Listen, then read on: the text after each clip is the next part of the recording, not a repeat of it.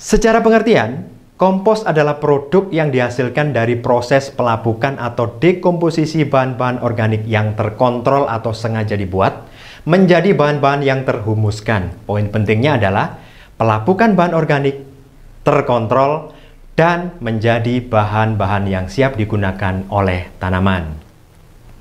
Dalam hal manfaat, secara umum kita mengetahui bahwa manfaat kompos adalah memperbaiki sifat fisik, sifat biologi, dan sifat kimia tanah. Ada beberapa sifat fisik tanah yang diperbaiki, diantaranya adalah aerasi tanah. Aerasi tanah adalah kandungan oksigen di dalam tanah. Kenapa tanaman memerlukan oksigen kira-kira? Oksigen di dalam tanah diperlukan berhubungan dengan molekul yang dapat diserap oleh tanaman. Sebagai contoh, nitrogen itu bisa dimanfaatkan oleh tanaman dalam bentuk NO3. Sementara molekul NO3 itu juga mengandung oksigen. Fosfor diserap tanaman dalam bentuk HPO42- atau H2PO4- yang juga terdapat molekul oksigen. Jika molekul mengandung unsur oksigen, maka secara pasti di dalam proses pembuatannya adalah memerlukan oksigen. Sifat fisik yang lainnya adalah kemampuan menahan air dan nutrisi, di mana dengan penambahan kompos secara bersamaan kita juga menambahkan pori-pori di dalam tanah.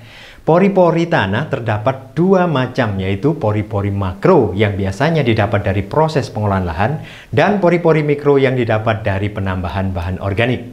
Kira-kira apa bedanya? Yang jelas adalah ukurannya.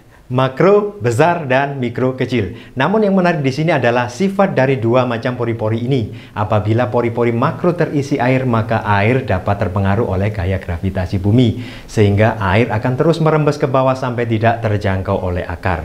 Jika di dalam air terlarut nutrisi tanaman, maka nutrisi juga tidak dapat dijangkau oleh akar tanaman. Hal ini berbeda dengan pori-pori mikro. Jika terisi air, maka air tidak terpengaruh oleh gaya gravitasi bumi dan tetap tersimpan di dalam pori-pori. Jika di dalam air terlarut nutrisi tanaman, maka tanaman tetap bisa menjangkaunya. Sifat fisik berikutnya adalah daya hantar listrik.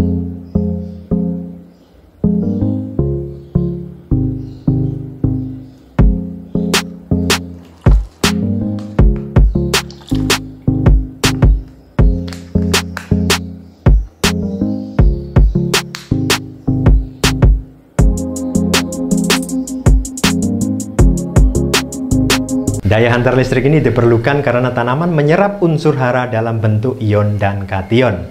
NH4+, NO3-, H2PO4-, K+, dan lain-lain. Berikutnya adalah memperbaiki sifat biologis. Kompos adalah tempat hidup dan berkembang biak mikroorganisme.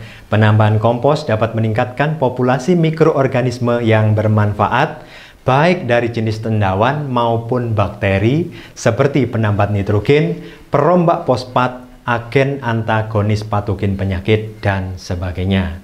Selanjutnya, kompos sebagai perbaikan sifat kimia.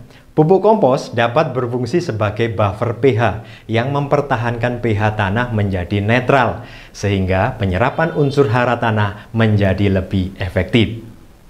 Pupuk kompos juga menyumbangkan nutrisi makro seperti karbon, nitrogen, fosfor, kalium, kalsium, dan magnesium walaupun dalam prosentase yang kecil.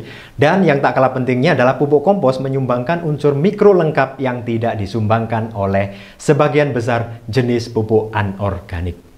Dari sifat fisik dan sifat biologi serta kimia yang sebagian telah kita sebutkan tadi, maka penggunaan kompos terbukti mampu meningkatkan produktivitas tanaman.